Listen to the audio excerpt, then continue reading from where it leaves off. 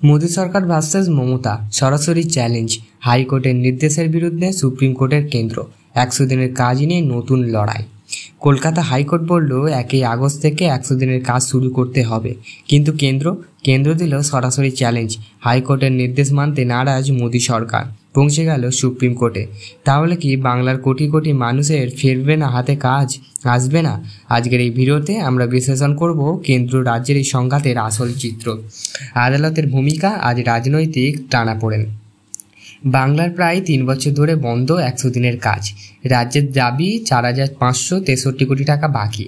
কেন্দ্রের অভিযোগ রাজ্যের হিসেবে গরমিল, অ্যাকশন টোকেন রিপোর্ট জমা হয়নি।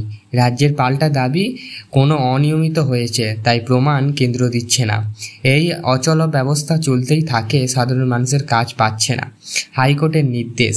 কলকাতা হাইকোর্ট প্রধান বিচারপতি টি.এস. এবং শিবরঞ্জন বেঞ্চ স্পষ্ট নির্দেশ দেয় 1 আগস্ট থেকে প্রকল্প চালু করতে হবে।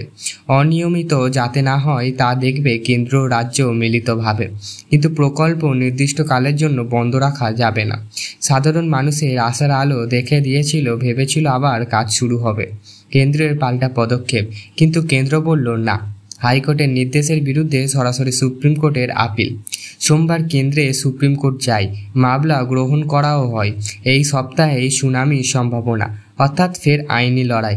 কাজ শুরু কবে হবে তার কোনো নিশ্চয়তা নেই। রাজনৈতিক প্রতিক্রিয়া।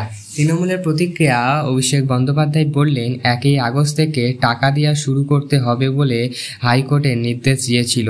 বাংলার বঞ্চিত করা হচ্ছে, টাকা না দিলে কেন্দ্রে উল্টে সুপ্রিম কোর্টে চলে গেলেন।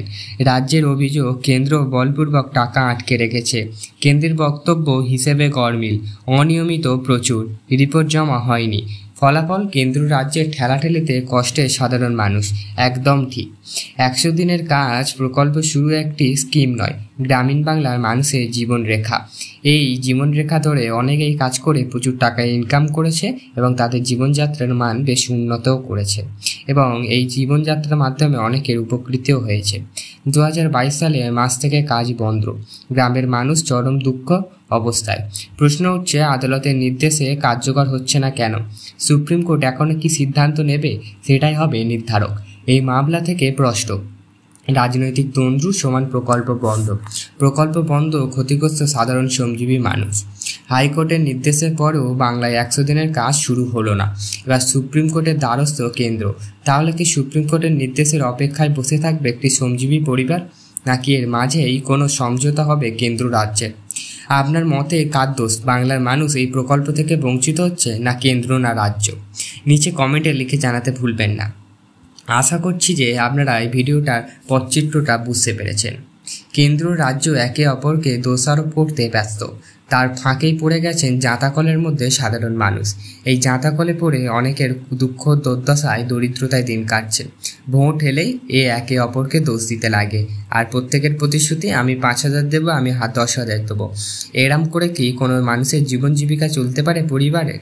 আপনাদের ব্যক্তিগত মতামত অবশ্যই জানান, আর লাইক কমেন্ট শেয়ার করতে ভুলবেন না। আপনাদের কোন টিমেরকে ভালো লাগে অবশ্যই জানান, শেয়ার করতে ভুলবেন না, আপনাদের একান্ত অনুরোধ।